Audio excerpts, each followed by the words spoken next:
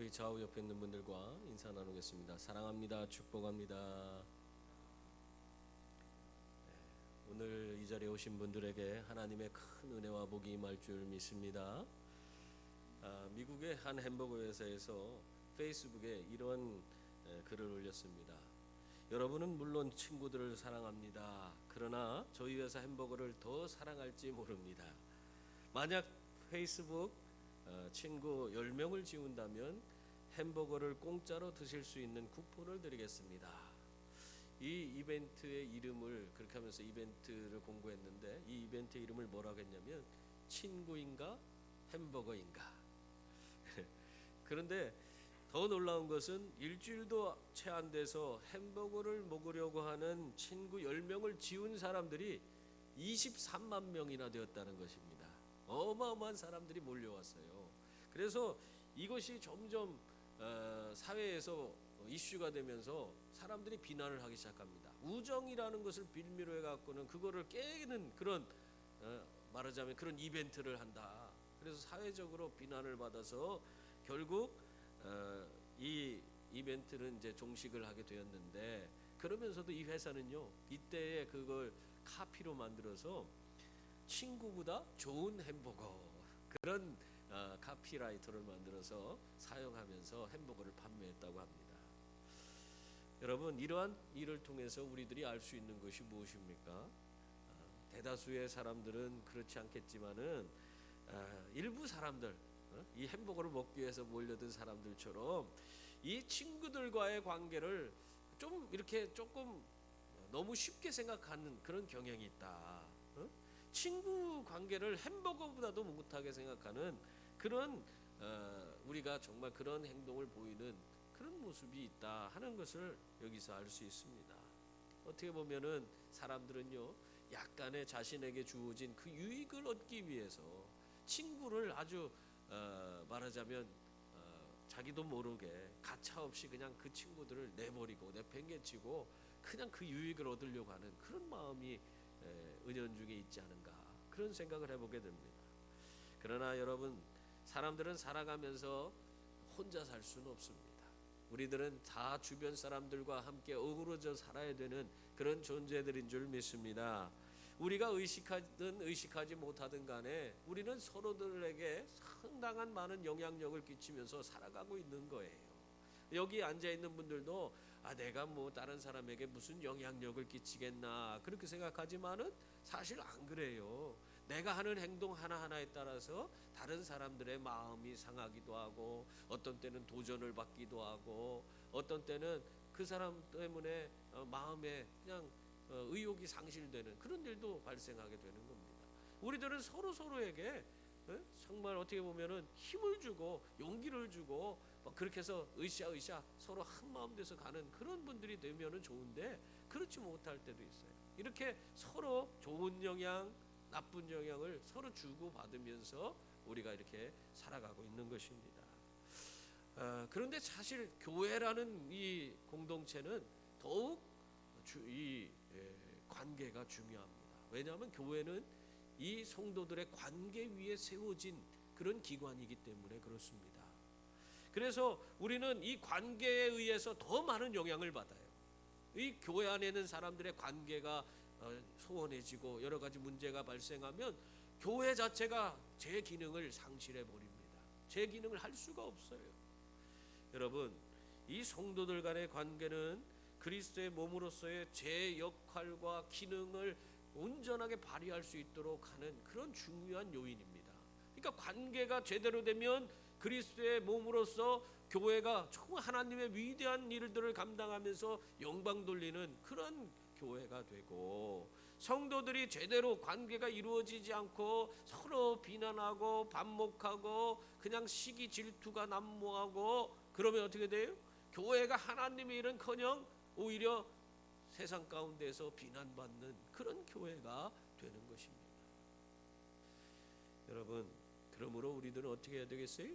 우리가 정말 우리 가운데 좋은 관계를 이룸으로 말미암아 그리스도의 온전한 몸된 몸을 이루는 교회가 되어서 그리스도께서 우리에게 부탁한 일들, 정말 하나님 앞에 우리가 영광 돌릴 수 있는 그런 수많은 그런 하나님의 위대한 역사에 동참하는 그런 분들이 다 될 수 있기를 바랍니다.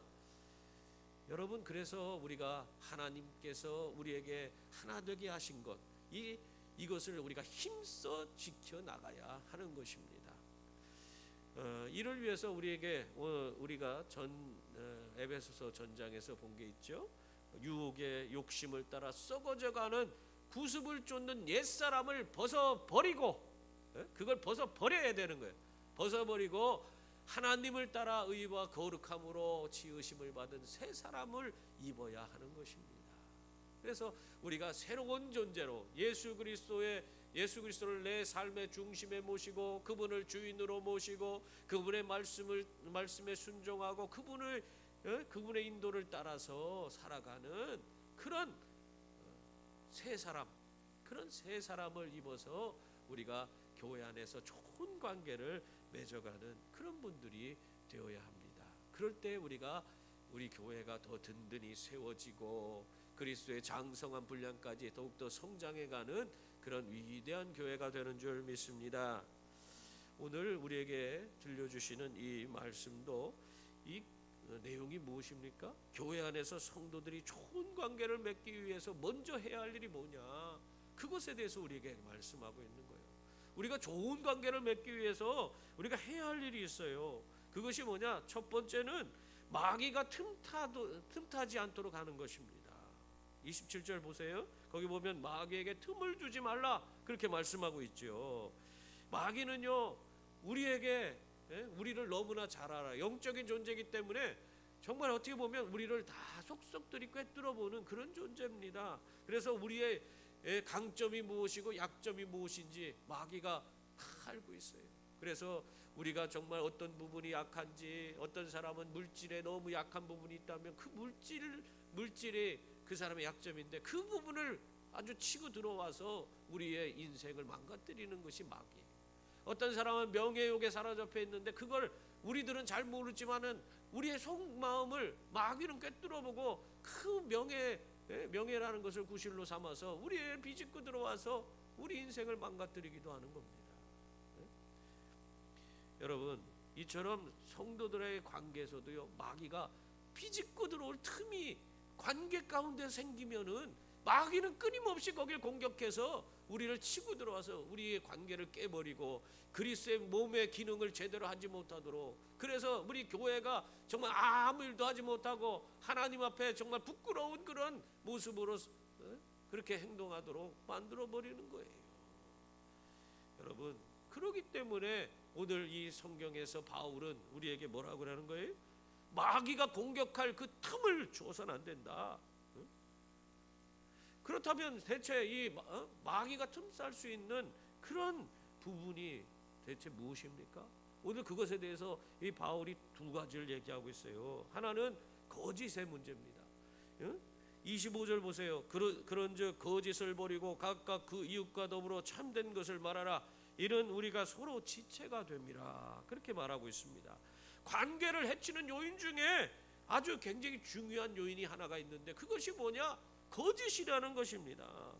사람들은요, 자기들이 거짓을 행하면서 그것에 대해서 아무 가책도 느끼지 않는 사람도 있어요. 양심에 화인 맞은 사람들이 그런 사람들이죠. 근데 그런 사람 아니라고 해도 우리가 양심의 가책을 느낀다고 해도 거짓말할 때가 있어요. 위급한 상황 가운데서 자기도 모르게 그 순간적인 그 위기를 모면하려고 거짓말할 때가 있습니다. 근데요, 여러분, 거짓말 해보셨어요? 안 해본 사람 없겠죠. 근데 거짓말을 하고 나서 그 거짓말 때문에 또 다른 거짓말을 하게 되는 경우가 있어요.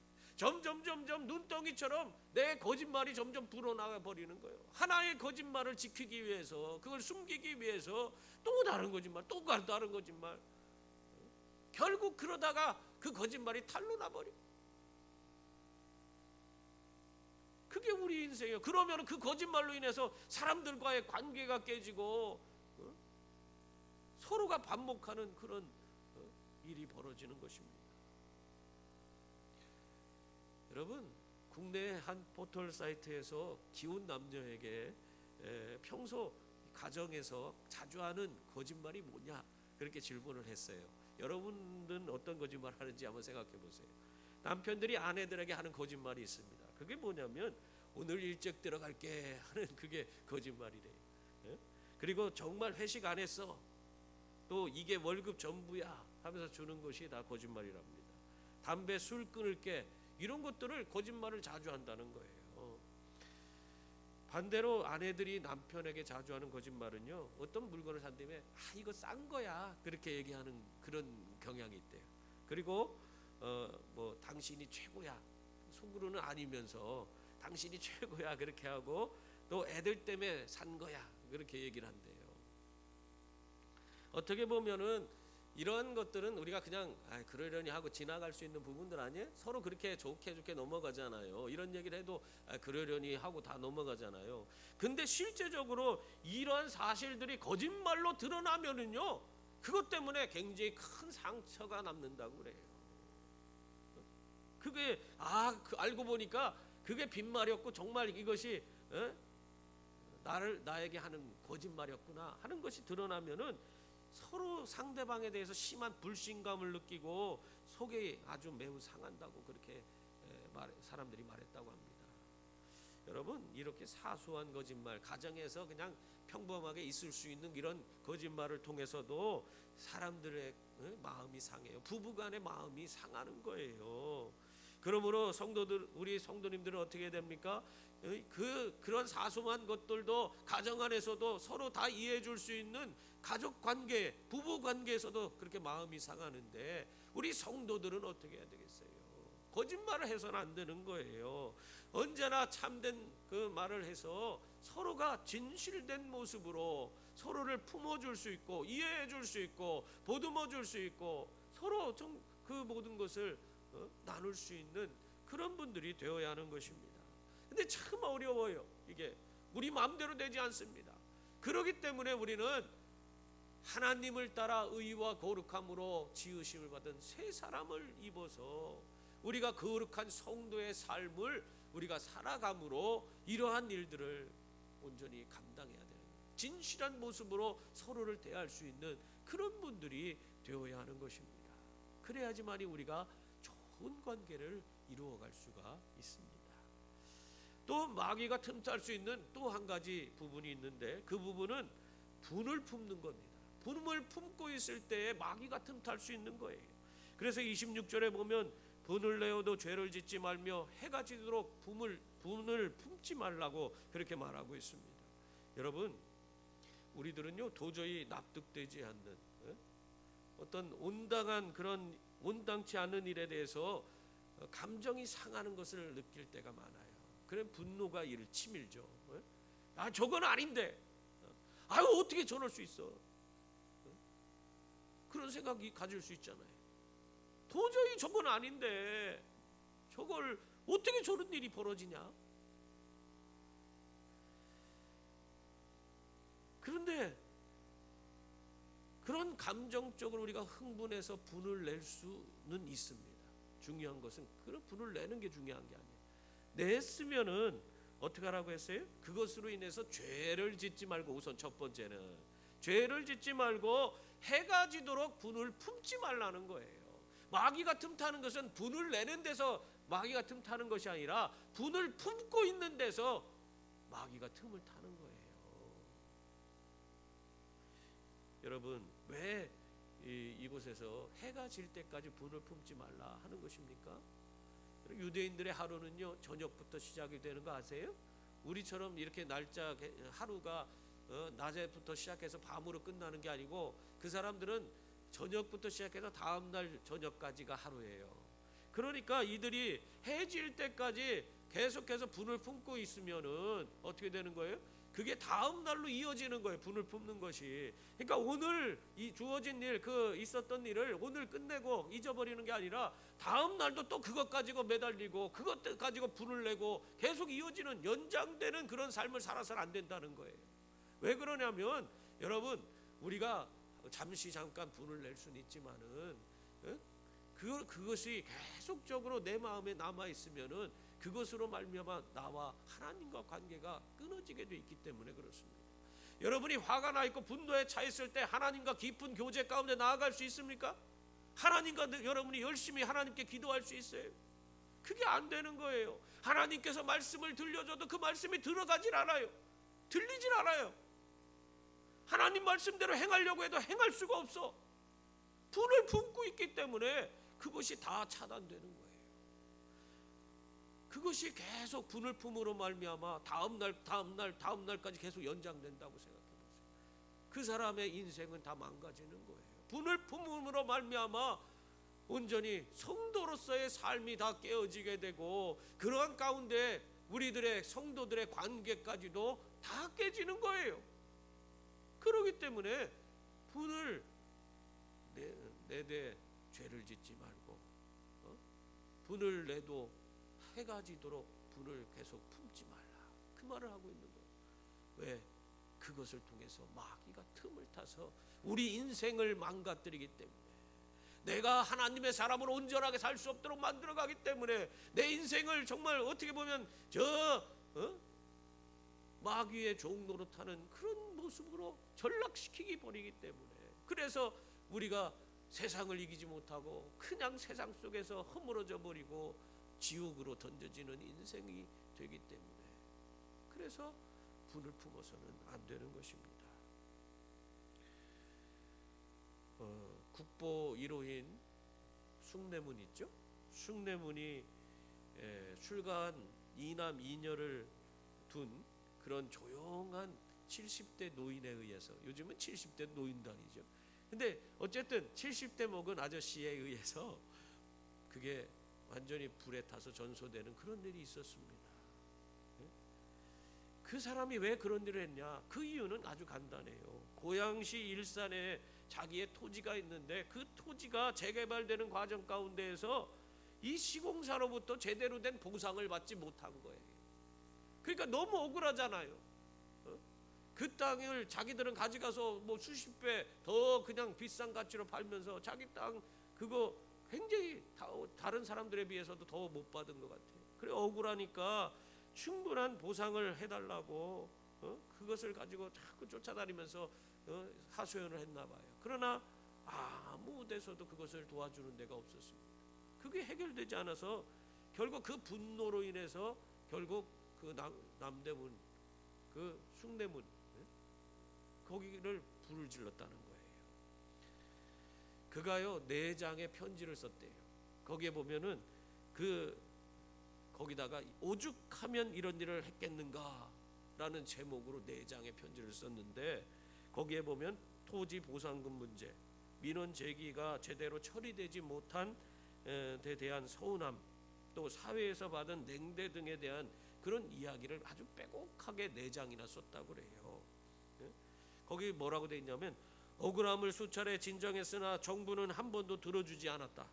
회사 편만 드는 판사는 없어져야 한다. 창경궁에 놀러 갔다 불난 곳 가까이 있다고 해서 방화범으로 자기를 몰았다.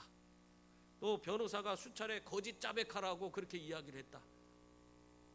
자기 이야기를 진실을 얘기하는데도 거짓 자백하라고 그렇게 얘기를 했대요. 일을 잘 빨리 끝나려면 그렇게 해야 된다, 그런 얘기 많이 하잖아요. 그러면서 이 사람이 정부는 약자를 죽인다, 나는 억울하다, 이렇게 편지에다가 4장이나 빼곡하게 쓴 겁니다.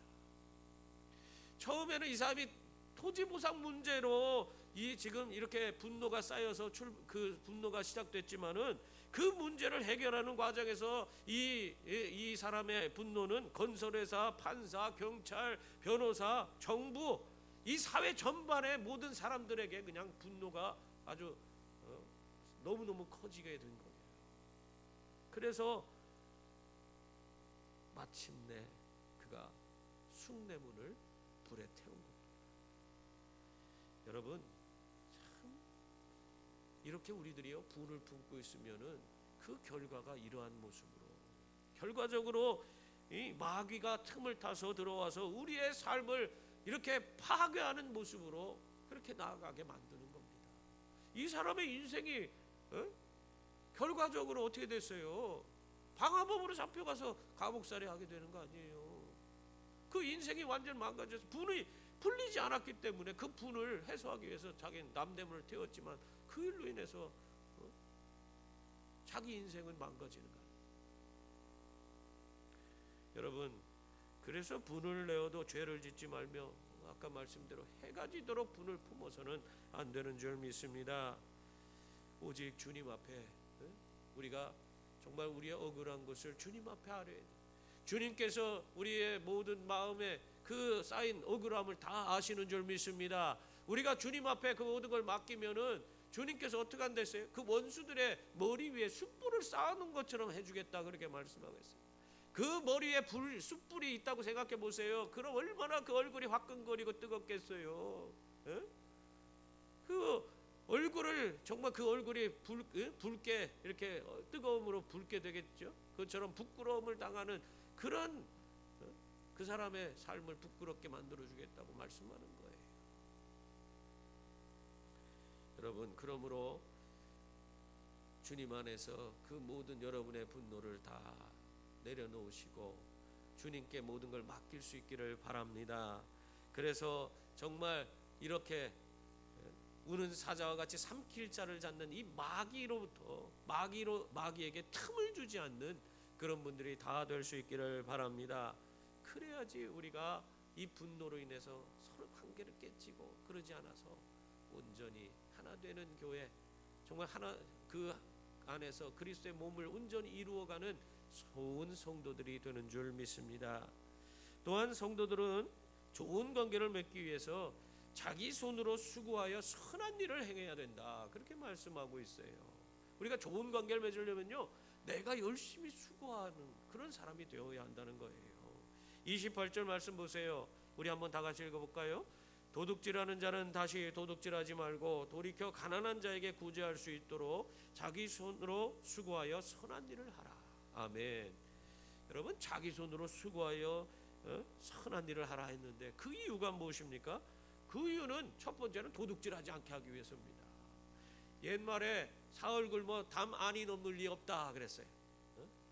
그 원래는 노음인데 내가 뺐어요.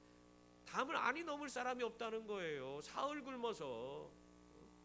우리가 아무리 착한 사람이라 할지라도 몹시 궁핍하게 되면 못하는 짓이 없다는 게, 못할 짓이 없다는 거예요, 한마디로. 그렇기 때문에 우리가 너무 궁핍해서 죄 짓는 그런 삶으로 나아가지 않기 위해서 어떻게 해라? 부지런히 수고하여서 기본적으로 남에게 해를 끼치는 그런 사람이 되어서는 안 된다 하는 것을 우리에게 말씀하고 있는 것입니다. 그런데 여기서 우리 성도들에게 한 가지 더 요구하는 거예요. 그 수준에만 머물지 말고 더 나아가서 도둑질하는 수준에만 머물지 말고, 도둑질하지 않는 수준에만 머물지 말고 더 나아가서 어떻게 하라는 거예요? 우리가 수고하는 그 수고로 다른 가난한 자를 구제할 수 있는 데까지 나아가는 그런 사람들이 되어야 한다. 그럴 때 우리 성도들과의 관계가 좋은 관계로 발전되어 갈 수 있다, 그 말씀을 하고 있는 것입니다. 여러분, 이러한 삶이 말하자면 이렇게 더 한 발짝 나가서 내가 수고하는 것으로 우리 형제 자매가 더 좋아지고 그들의 그것으로 인해서 그 어려움이 나아지고 연약함이 보듬어지고 그들이 더 교회 안에서 잘 세워질 수 있다면 그런 수고 기쁨으로 해야겠죠. 그런 것을 하는 성도가 바로 새 사람을 입은 성도, 좋은 관계를 이루는 성도다 하는 것을 우리에게 말씀하고 있습니다.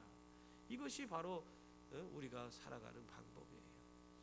어느 척박한 땅에 한 노인이 도토리인지 어떤 과실나무를 심고 있었다고 합니다.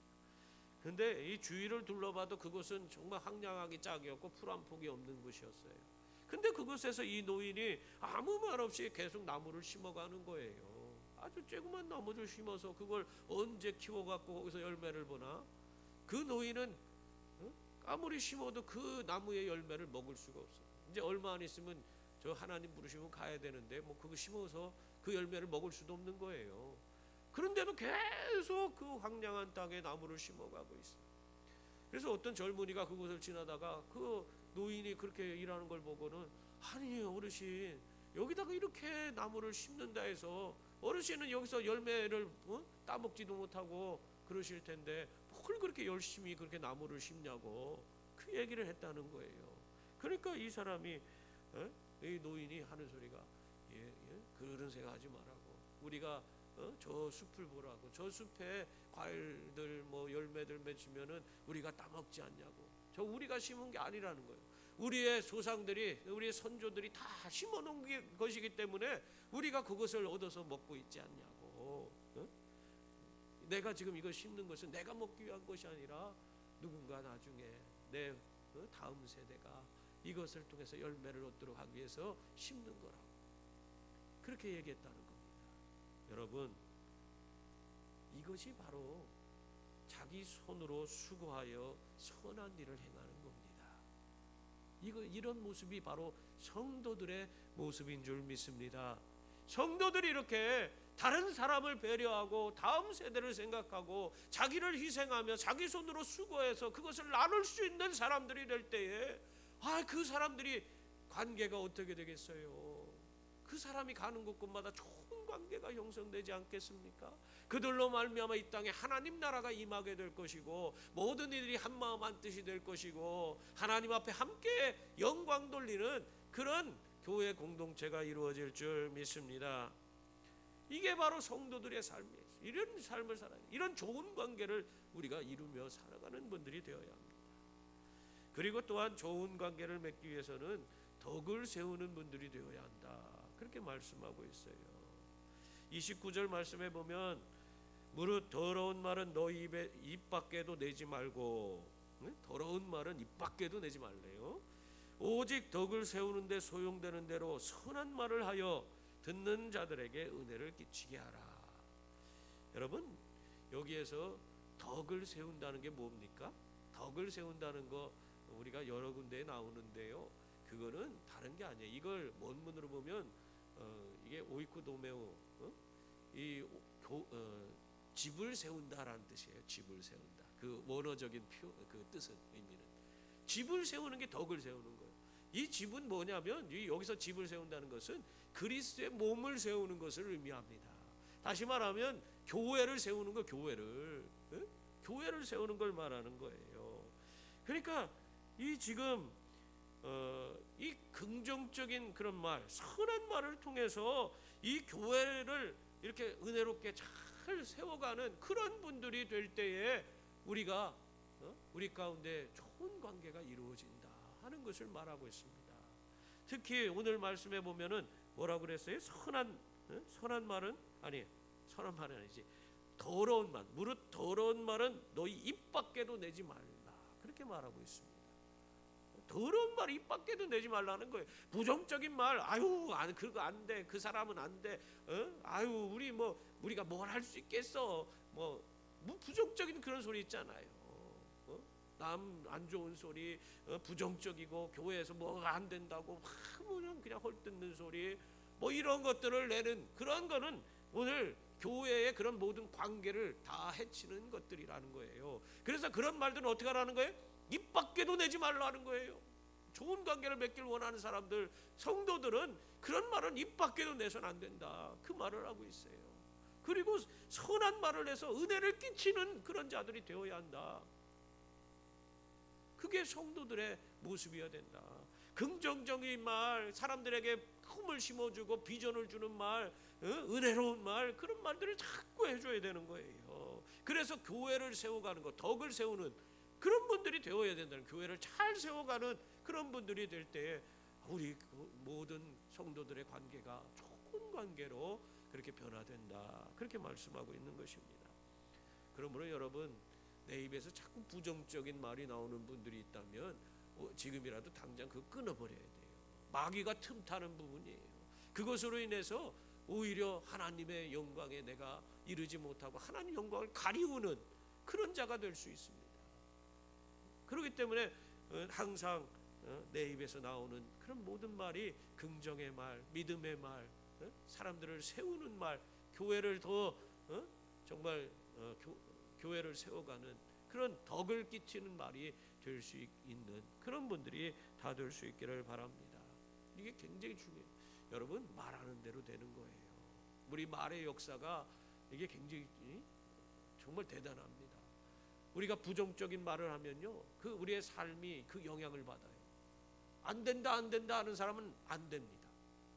근데 뭐든지 긍정적으로 바라보고 된다 된다 하는 사람은 안 되는 일도 막 돼요.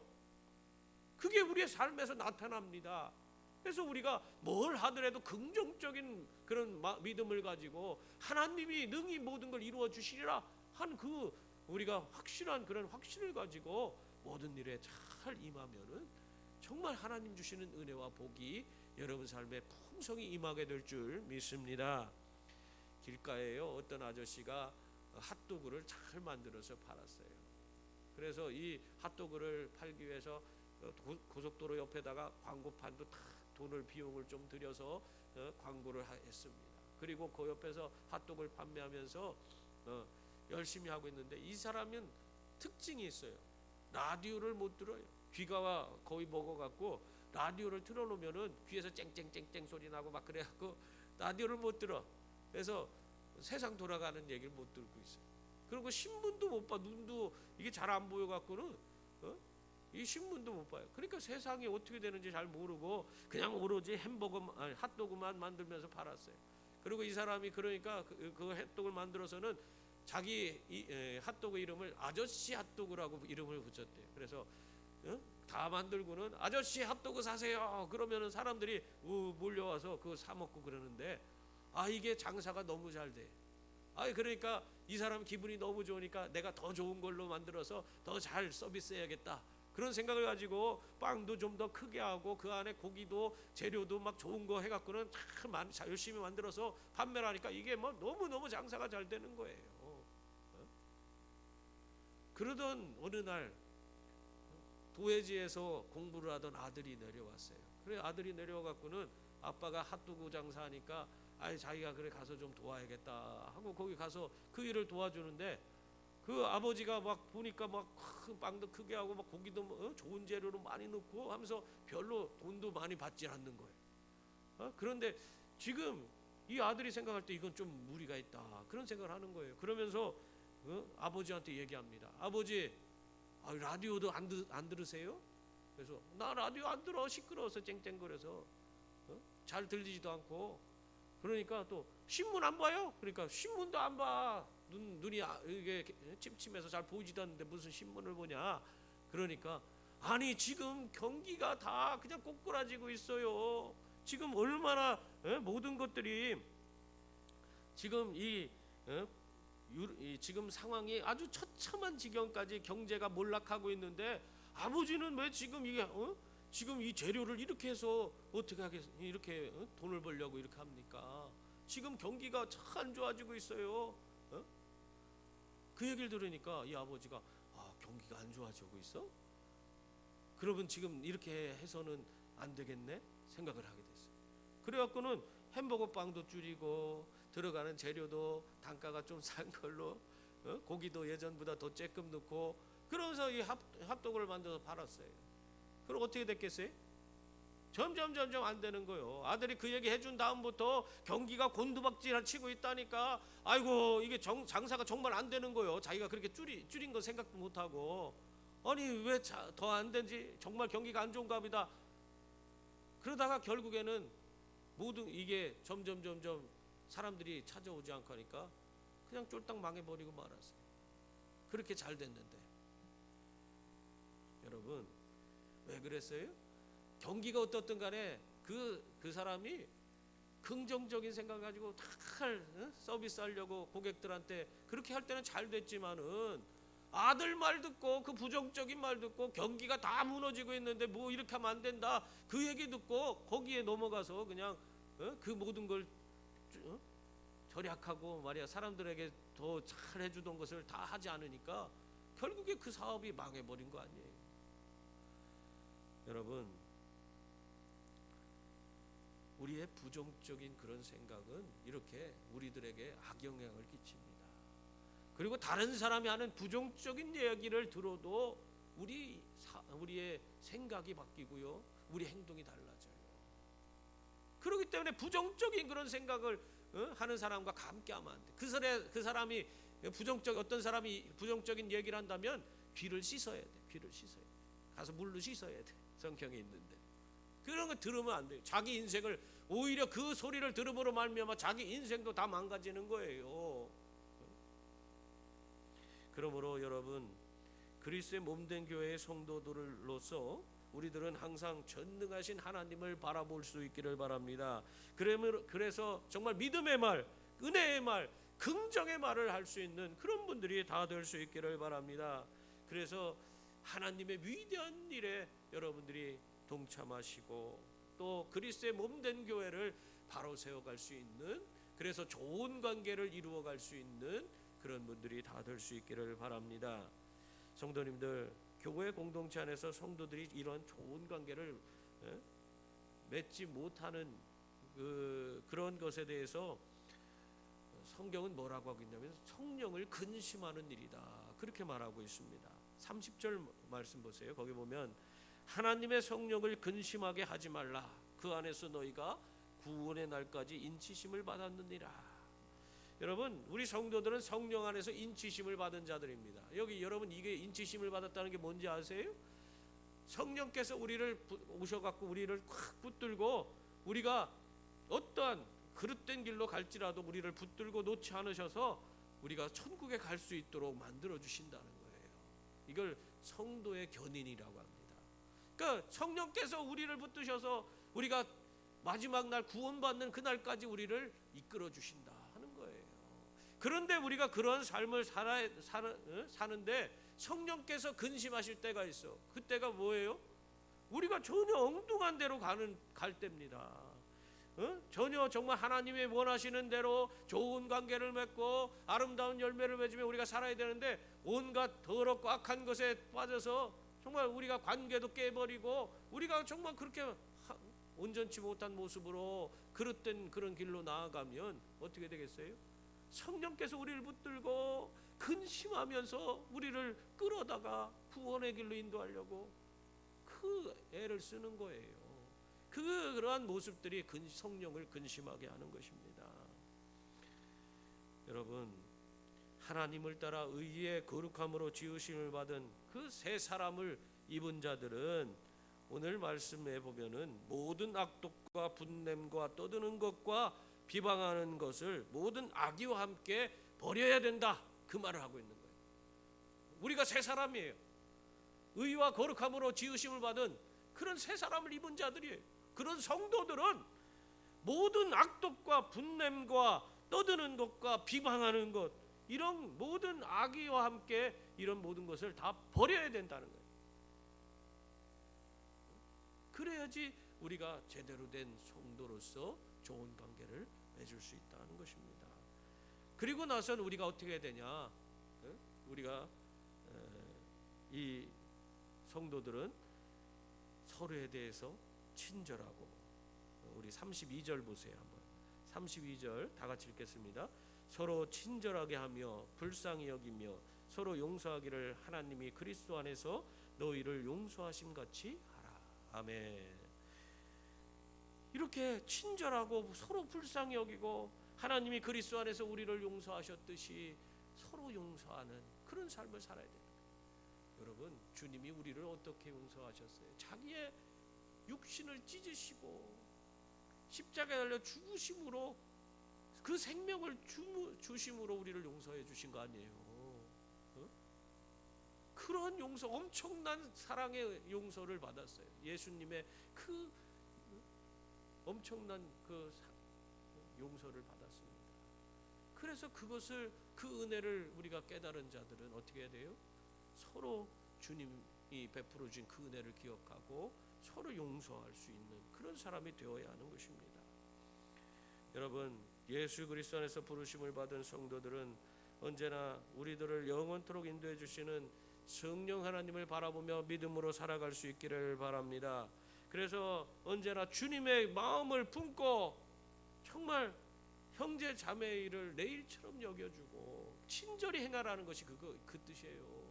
형제 자매의 일을 내 일처럼 생각하고 그들을 도와주고 그들의 일을 함께 해주고, 그 다음에 상대에 대한 배려의 마음을 가지고 항상 공감해주는 그런 분이 다 될 수 있기를 바랍니다. 그리고 그리스도 안에서 받은 용서로 용서하며 온전히 하나 되어 그리스도의 몸된 교회를 우리가 잘 세워가는 그런 분들이 되어야 하는 줄 믿습니다. 이것이 바로 교회 공동체 안에서 좋은 관계를 이루어가는 성도들의 삶이에요. 오늘도 하나님께서는 우리들이 이러한 삶을 살아가기를 원하시는 줄 믿습니다. 기도하겠습니다.